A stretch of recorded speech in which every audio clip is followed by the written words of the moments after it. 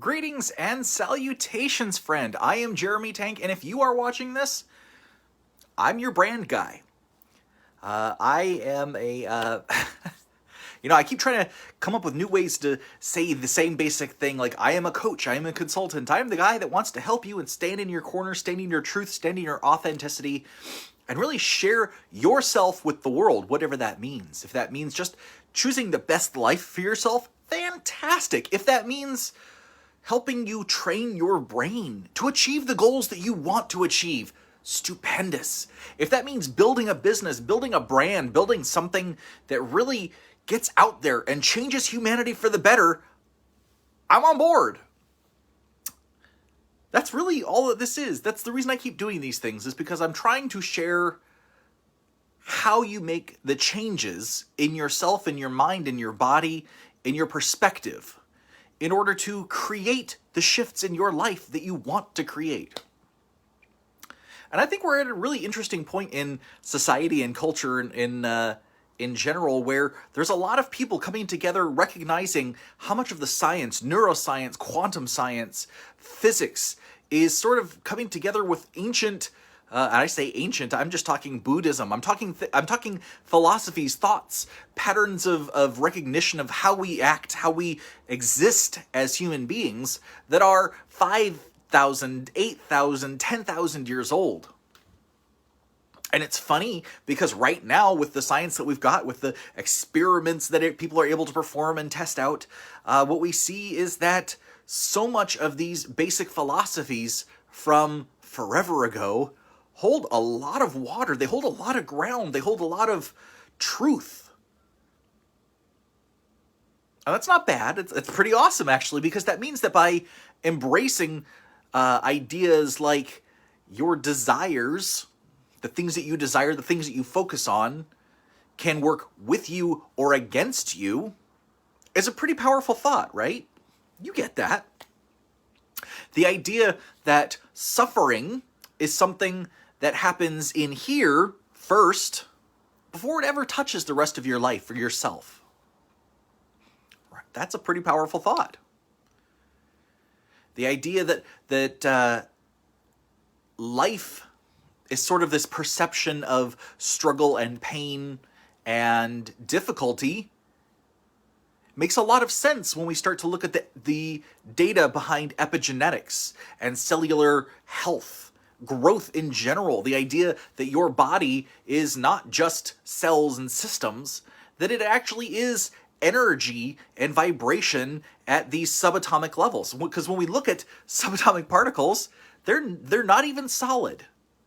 And that's something that people are still sort of, well, let me just say that there's certainly a community older than myself who thoroughly believes that the model of science where there is a solid proton with solid electrons circling in circular patterns around a nucleus is true. That's how they learned it. That's how they're going to stay.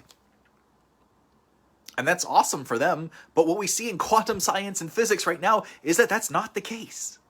In fact, all of these things, even down to the slightest level, is just clouds. And in the vaguest sense, they're just clouds of energy that happen to coalesce in just such a way that you perceive it by other clouds of energy bouncing off of it and into your eyes. Or other clouds of energy carrying waves through the air into your ears. Or other clouds of energy resting against your skin, touching you. All of this is just different forms of energy. And the way that we interpret it is the way that it travels through our body, up the spinal cord, up into the brain.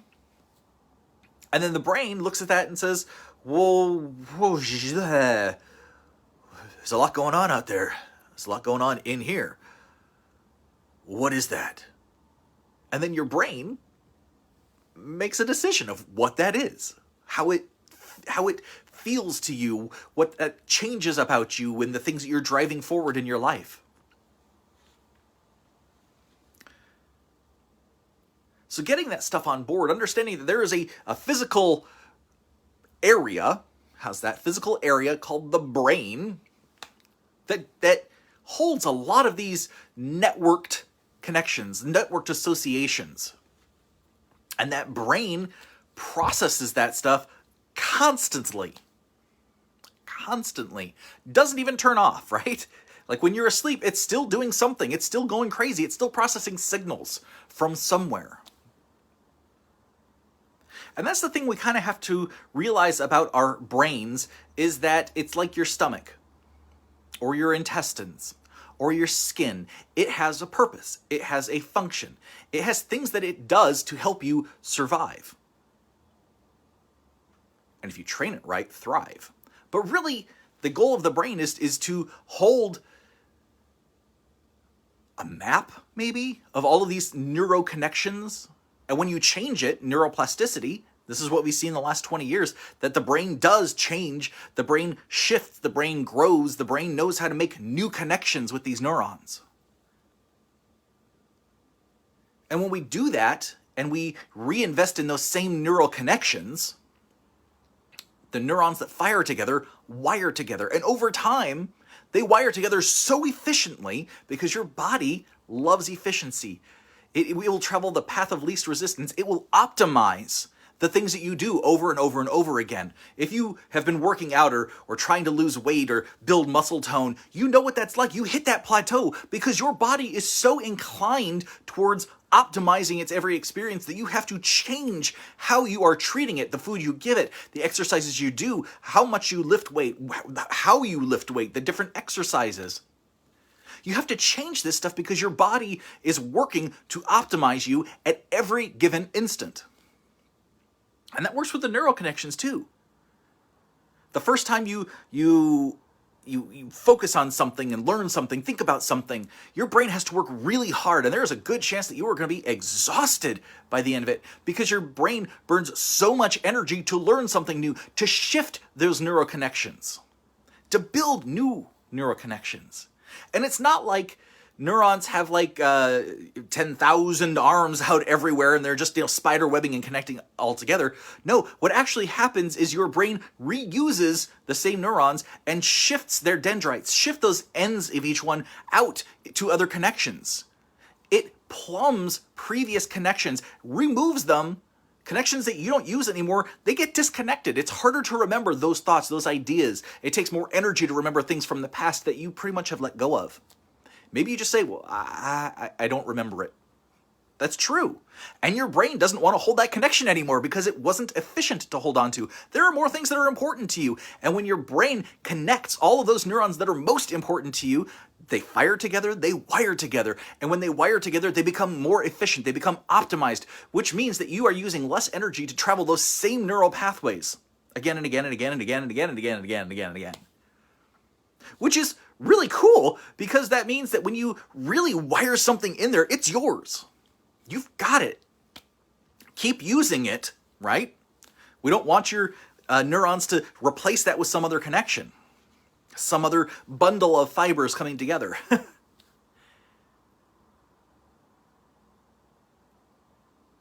So the brain acts as a medium, really. It is the central point for all of the sensory outside of yourself to gather and connect, as well as all the sensory information from inside your body to gather and connect. All of your muscles, your proprioception, where you feel like your limbs are in space, where you feel like you are in space, how you feel like you're standing, how you feel like you are projecting, moving. There's a lot of senses that are internally focused, as well as the communication that happens from your cells up to the brain, up through the brainstem, up through the limbic region, up through the midbrain. It has to all this stuff has to travel all the way up to the neocortex before some semblance of a picture of logic, of new thought happens to it. And everything below the neocortex, that's really primal, okay? That is just primal brain. And there's not anything you can do about it. Really, it's just the point that you have to accept this is a part of me. This happens. I get emotional sometimes, that limbic brain. I get drives and urges sometimes. And this is not all stuff that happens in the brain. This is stuff that happens in the body that sends signals up to your brain. This is part of that subconscious mind. And mind is a tricky one because we think mind has to do with brain. The brain is that processor. It's that center that brings all of these ideas together. It builds connections. It wires for efficiency. It keeps you moving. It keeps you driving. It keeps you trying to learn new things and challenge yourself. No, that's mind. That's mind. What is mind? Well, we don't know. Really, mind is that essence of energy. Consciousness, right? When I talk about creativity and imagination and the need to imagine your life a certain way in the future, that's enacting mind. It's enacting consciousness. That's enacting creativity. It's an act of taking the information beyond what's right here, and putting something together that doesn't exist yet. And the law of attraction says that what you focus on grows in your life. What you focus on grows in your life. If you focus on the negative, you tend to see more negative. When you focus on the positive, you tend to see more positive. Now this system, there's a piece of the brain in the back here someplace, that coordinates a lot of this information. It filters in what's happening around you, within you, and it narrows down the scope of what you are perceiving and thinking about, so that your conscious self, your neocortex, the being that is you, and thinking, the thinking part, like it filters all these things from your mind into your brain, so that your brain can make those connections and you can make a choice. You know, as we think about energy, like in the quantum universe, everything is energy. Everything on its basic fundamental form, everything's energy. From negative infinity to positive infinity. Infinity, infinity, infinity, infinity, you are infinity. You are a piece of this energy. And it's funny that a piece of this energy turns out to be pretty much all of that energy. Everything inside of you is working on this same sort of spectrum, but on a really tiny level. Quantum. Quanta is the smallest of something that we can get.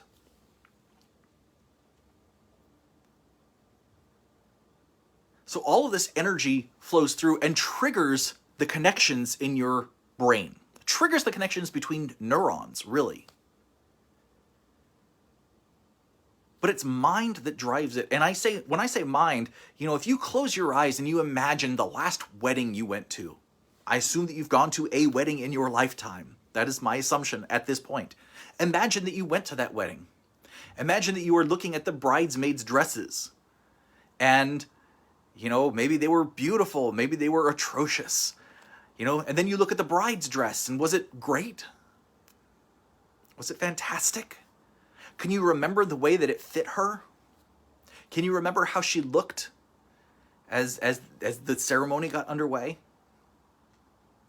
That's mind. That's the power of mind. Remembering like that, picturing it, stepping into it, thinking about it, commenting on it, about it to yourself. That's mind. And the tricky part is that some estimates, I can't say all at this point, but some estimates say that there's basically two different minds. And the estimates say that your conscious mind, this part that is paying attention here, that is feeding information directly to your brain as you take in the information, as you try to learn and make those neural connections, that only controls about 5% of your life. 5% is this active conscious experience. The other 95% of your mind, your subconscious mind, let me try that again.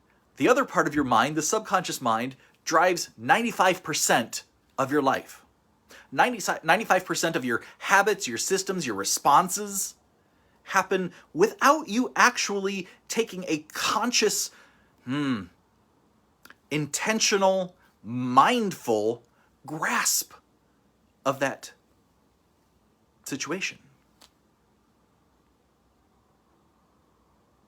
So it's kind of hard to figure out sometimes whether you're leading yourself from brain or from mind. Oh, hi, Tina. And the last couple of days, the last several days apparently, I've been talking about the active experience. And the active experience is the experience of you now with the neuroconnections firing, that neural network firing for whatever you are absorbing right this minute. And it is everything that is conscious and everything that is unconscious. The active experience is not something that can be seen or measured or weighed or balanced out someplace. It's like mind and subconscious mind. It's an idea.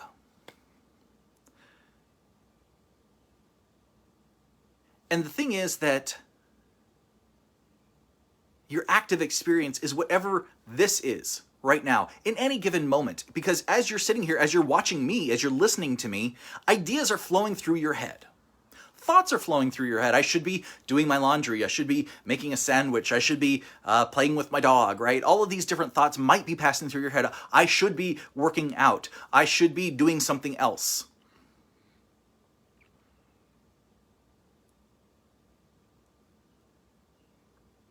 Maybe it's just me. I get a lot of should-bes that go through my head when I'm doing things, telling me that I should be doing something else.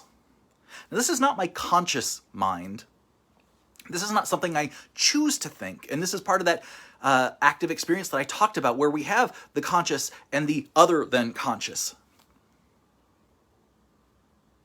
Because in the conscious experience, it's what you are focusing on. It's where you put your attention. It's where you actively try to, hone in on something. Because like that law of attraction, where you hone in, you grow, you increase it.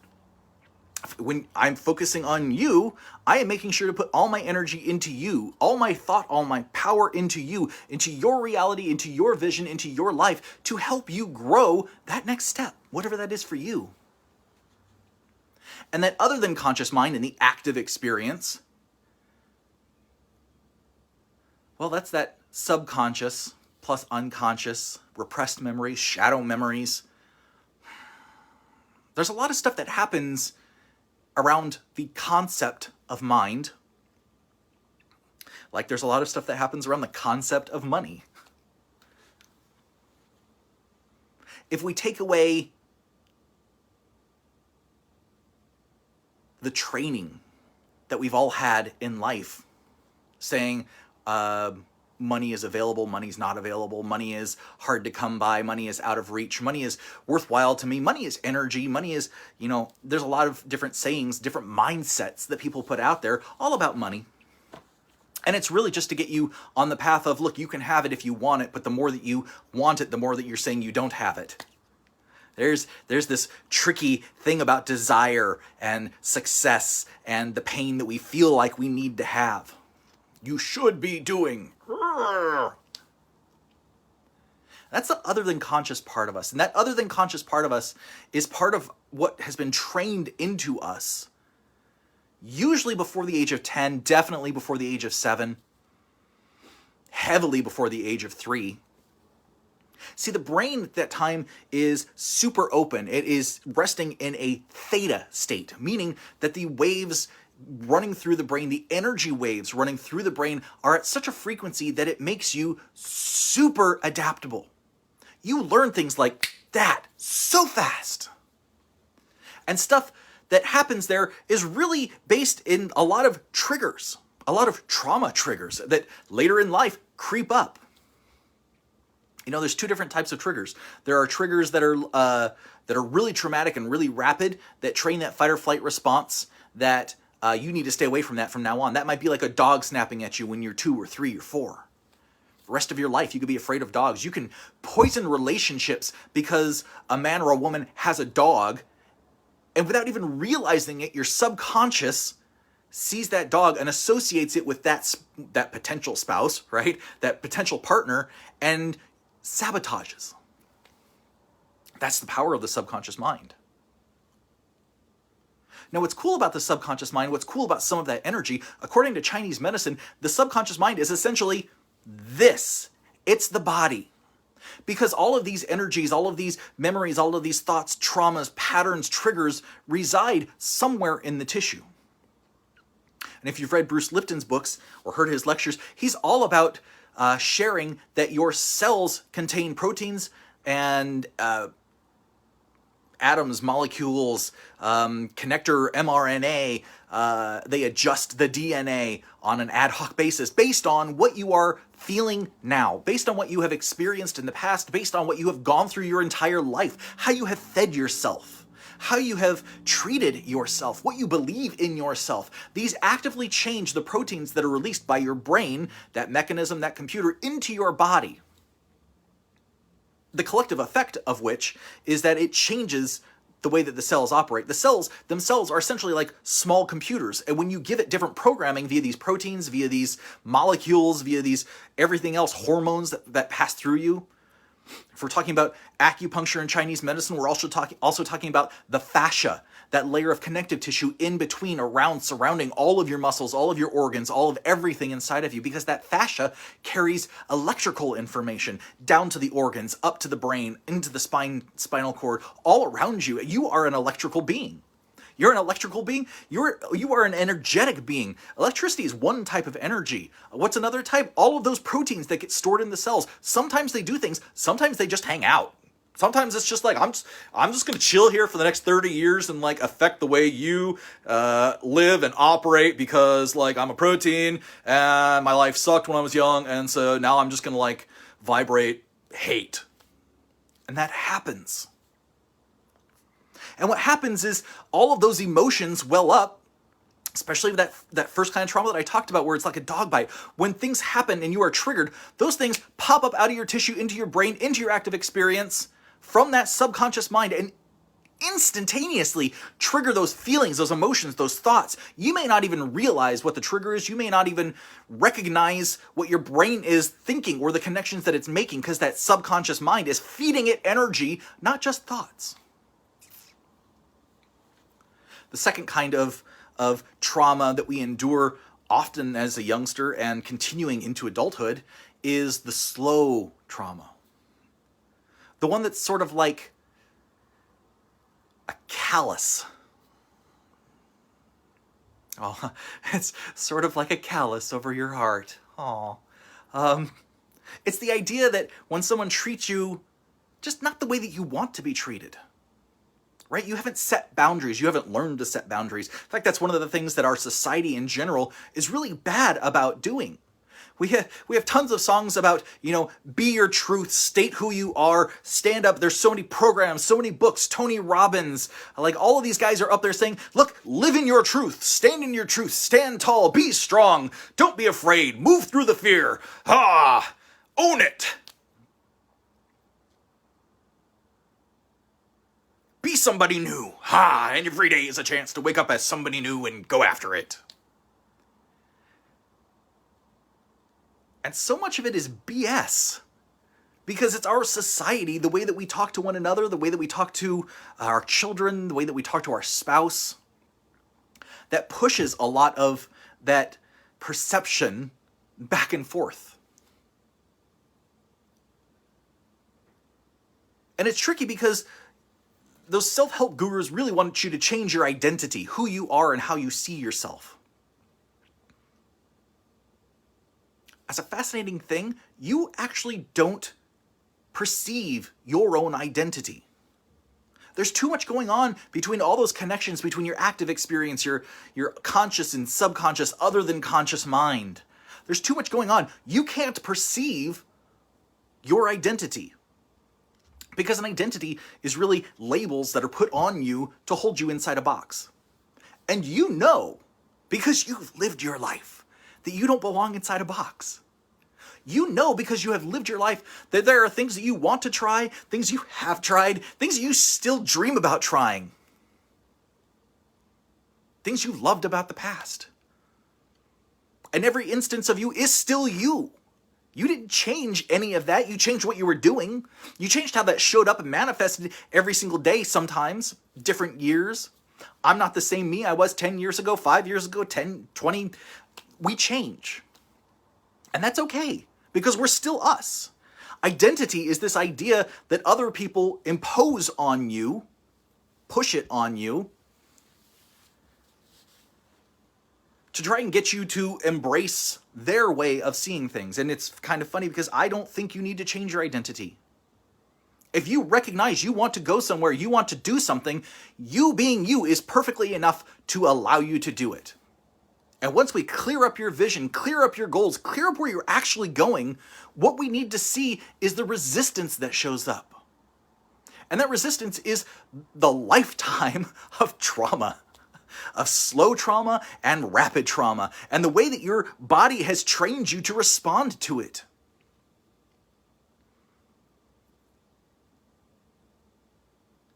So my first girlfriend, first girl, I guess we were serious enough. Her name was Malibu. We lasted all of like 3 months together. And we broke up as I was driving her home from her work, because I was just done with that relationship. And on the radio came Beck's, I think it's Beck who sings it, I'm a Loser Baby, Soy Imperador. And I didn't want to reach out and touch the radio, like, oh, it's a horrible thing, let me turn it down while I do this. That'd be awful. So I left it on and just continued the conversation, and I look back now and I sort of laugh at that. But at the time, like, my heart was beating. My heart was racing so hard. I was angry, sad, upset, really just done with that relationship, done with the whole thing. Done with, at that point I was done with relationships in general. I just wanted to go to work and live my life and pretend like women don't matter. I've always found it a little easier to basically be a monk in my life. Like, things are easier when I count everybody else out. But we can't live life like that. We are communal, community creatures. Our brains and our function actually need people to be healthy. And this, by the way, this is not people. This does not give you the same emotions, the same sort of response that you need to be a healthy individual. You need community around you. You need people supporting you. You need people telling you, you can do it. Go get it. Internet, Zoom, all that stuff doesn't work.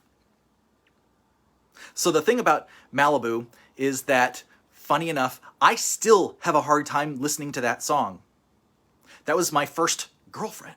That was the first real relationship, the first try at a relationship that I had. And to this day, when that song comes on, my active experience floods with those memories. Good and bad. A lot of bad. Sorry, no offense, Malibu, if you're out there. It's just, that's the point of life that I was at. And that's what I'm talking about when I'm saying that there's fear in things, and that the fear is this training from this life, from your body, from all the things you've gone through. When I hear Soy Imperador now, I start to get the sweats, my mouth goes dry, my heart starts beating like crazy.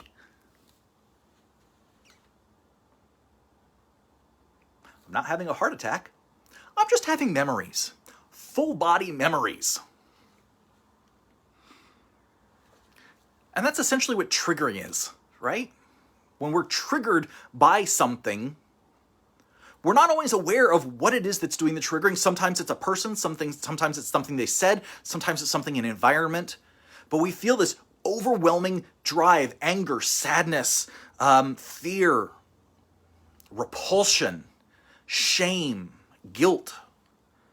These feelings that overwhelm us are trained into us subconsciously.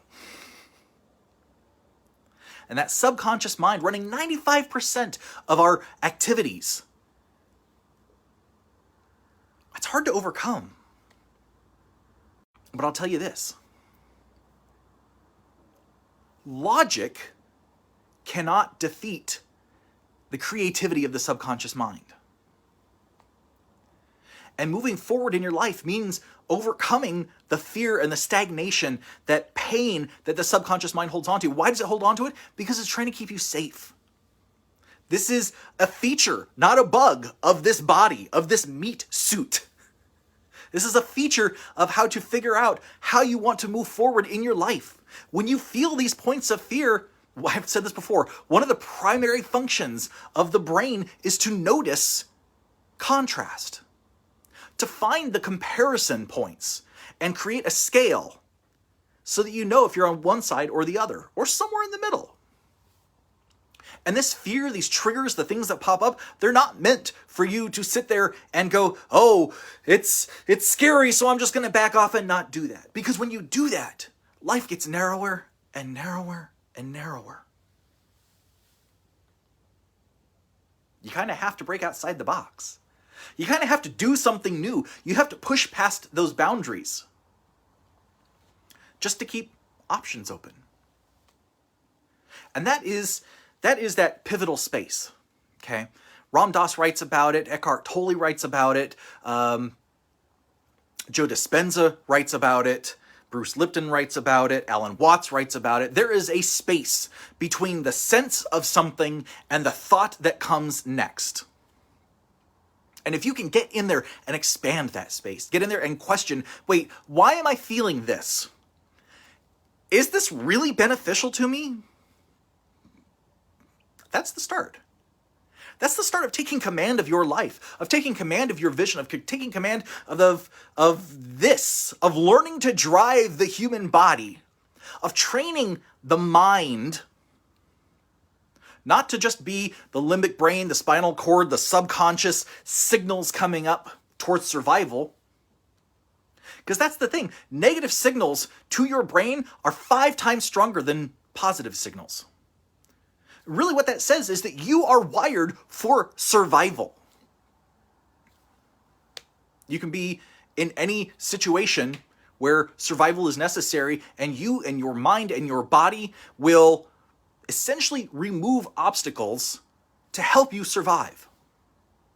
That's how people eat grass and drink urine to stay alive longer and longer in survival emergency situations. But here's the thing. We, in general society, don't live in survival mode, right? We feel like it a lot, certainly. Like that fight or flight kicks off a whole bunch. If somebody runs a red light and nearly hits you, that fight or flight response like kicks right up and you feel angry, you feel excited, you feel... I mean, that's life. That happens. You're doing your part, they're doing their part. It's just, that's life. Hopefully you don't get in that accident. You won't get in that accident. But recognizing that all of these things flying back and forth, pulling up energy in us, causing emotions, like this is all part of the game. That's it. It's all part of the game. And building the life that you want means understanding, at least to some degree, how your mind affects your brain and how your brain affects your body. Because creativity and imagination, that realm of the other than conscious and subconscious, is so much stronger than the conscious brain. So much stronger than just a brain itself. I meant conscious mind, but hopefully you get that. Imagination is integral in you living the life you want to live for your future. And I'll tell you this, the brain makes no distinction between past, present, and future when connecting these neurons. It all happens now in the present. Your body processes now in the present. If you plan something for the future, your body doesn't know that, and it already starts doing it now. Well, that's pretty powerful right there, right? If you are already working on everything you want to work on, building the things that you want to build, owning the life that you want to own now, you're already on your path. So if that's where you are and you own a business and you're thinking about redoing your branding, thinking about really creating a vision for yourself and finding out like what are the goals that you need to do, I'm the guy for that. I'm the guy that helps you. My process is called Manifest Design. You can check it out at www.thinktankcreative.net. Manifest Design is an 6, 7, 8, it's 8 different sessions. We talk about your vision, your brand, your customers, your goals, your values, the things that make you you, and I help you choose the right words to describe to yourself, to your brain, to your mind, to your body, to everyone and everything in your life, who you are and why you matter, so that you can go out and start building that future.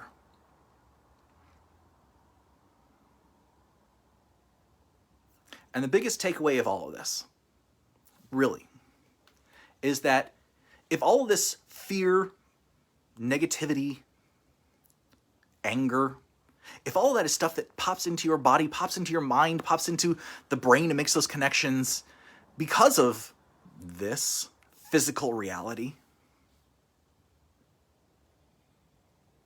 that means that there's another part of you. It means that there's another part of you that is within. You can call it the soul, you can call it energy, you can call it whatever you like to call it. But here's the thing, that part of you is enough at all times. That part of you is worthy. That part of you is pure love, pure compassion, pure empathy, pure sharing, communication, camaraderie. Because all of those other things, those are survival programming of this meat suit. And I know that you've got your own programming. You are a wonderful universe unto yourself. I recognize that in you. And I recognize that your energy as you are is perfect. It's wonderful. And it is perfectly capable of carrying you into your future, doing whatever you choose to do. Thanks for being with me today. Take care.